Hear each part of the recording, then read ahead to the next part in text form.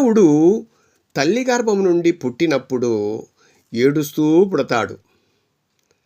తన ప్రయాణం పూర్తి అయిన పిమ్మట అందరినీ వదిలివేసి అందరినీ ఏడిపిస్తూ వెళ్ళిపోతాడు. ఇదే కదా మానవ జీవనం మిత్రమా. కానీ తన మెదడులో ఎదుటివారిని కళ్ళతో కాల్చుట సరి అయిన విధి విధానమా? కొందరైతే అదే పనిగా మెదడులో ఎదుటివారిని కాల్చడని పనిగా పెట్టుకుని జీవిస్తున్నారు కదా. అది మంచి విషయం కాదు కదా.